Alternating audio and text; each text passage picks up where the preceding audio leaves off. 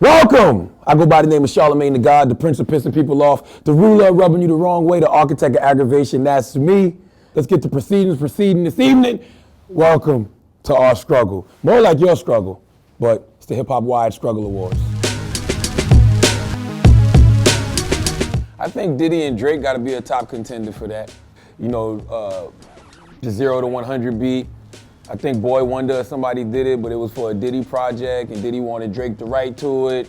But Drake, for whatever reason, decided to, write it himself and put it out. And, he was giving Diddy the old Heisman stiff arm, keeping him at bay, not returning his calls, whatever. So I understand Diddy being upset because it's a respect factor there. I mean, you should just have to respect the call to man and say, yo, Diddy, I'm keeping this beat for myself.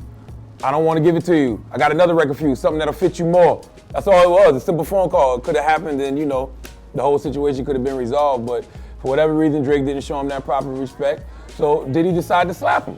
I don't have no problem when waffle-colored Negroes get slapped. You know what I'm saying? Whenever it's a dark-skinned guy smacking a beige guy, I don't have an issue with it. I can totally see why it could happen. I work with one every day, DJ Envy. Every day I want to slap him, but I don't. Let's be real, Diddy's rap career is struggling, okay? I mean, Diddy is one of the kings of hip-hop. He's one of the richest guys ever in the history of hip-hop. He does great things with Ciroc and all that other good stuff, but when it comes to those bars on that mic, pure struggle. But I gotta salute Drake, though, because Drake probably saved us from a whack-ass record. Iggy has to learn how to just roll with the punches. Don't take everything too serious. When Snoop jumps out there and says you look like, one of the white chicks, or you look like the albino girl or guy with cornrows, all you have to do is come back with something funny about Snoop. You did it a little bit when you was like, yo, this is how your auntie looked when she's recovering from crack or whatever it was. Whatever you want to say about Snoop, just come back with a couple jokes. Either that or ignore it, because that's the era we live in. If it ain't Snoop making fun of you on social media, it's gonna be somebody else making fun of you on social media. It's gonna be somebody else creating a meme and posting it about you, Iggy, if it's not Snoop. I don't knock her because I'm the type of person I like to give my opinion about things too, but I'm not an artist. I'm a radio personality, TV personality, a cultural critic. I'm really just a nigga in the street. Like I'm like a dude in the barbershop. That's what I do. We sit around in the hood and we discuss pop culture. You can't do that, Ms. Banks. You're an artist, and the producers and artists you offend, that's your business. It's like you selling crack where you rest at.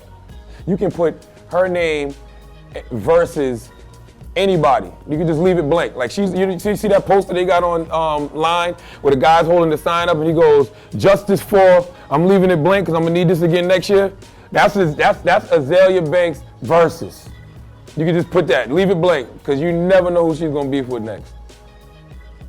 Sean, you met her on Twitter, dog. She was a Twitter honey. You got in that pussy via her DMs. Okay, nothing wrong with that, but you jumped out the window a little bit when you wiped her up and put a ring on her and you proposed to her and all of that. Nah, bruh. You should have just been smashing, dog. That's it. But the best thing to come out of that struggle is I don't fuck with you.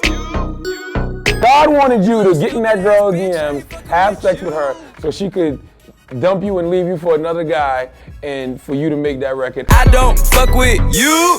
But that shit was some thought shit she did, though. That was some real thought shit. Like, you can't, be involved with a guy, break up with him. The next thing you know, you engaged to like your best friend, whatever. I can't remember the exact scenario, but she's engaged or married to some dude. She's married to some dude who she was always friends with, and like that probably was the dude whose shoulder she was crying on, and next thing you know, he had his dick in her mouth, now they married. Like, that was some thought shit Naya Rivera did. Y'all under the same label, and just because you're under the same label don't mean that y'all gotta be friends. It could just be all business, which is cool too. But I mean, the way that it's presented to us is that, they're a family and, they got love for each other. So for Meek just to jump on Twitter and be like, fuck you, Wale, you always been a hater, I didn't understand that. Especially when I see Wale repping MMG all the time or telling people go get your album or whatever. And it's really because Wale didn't post your album cover or didn't tweet about your release date. I don't even remember what the beef was over now, but whatever it was petty, man. And Meek is definitely better than that. T.I. versus Floyd Mayweather, I can't call that a struggle beef, bro. That was one of the realest shit ever. T.I. is one of my favorite rappers for a number of reasons.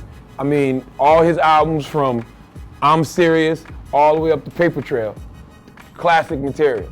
But his legacy is a lot of things that he does off the mic. And this right here is just another reason why you got to love Clifford Harris. Clifford Harris ran up on the undisputed, pound for pound, best boxer in the world. Undefeated. And took a swing at him. For more of the latest, greatest hip-hop news, be sure to see us on YouTube at youtube.com/hiphopwire. Again, youtube.com/hiphopwire. Thank you.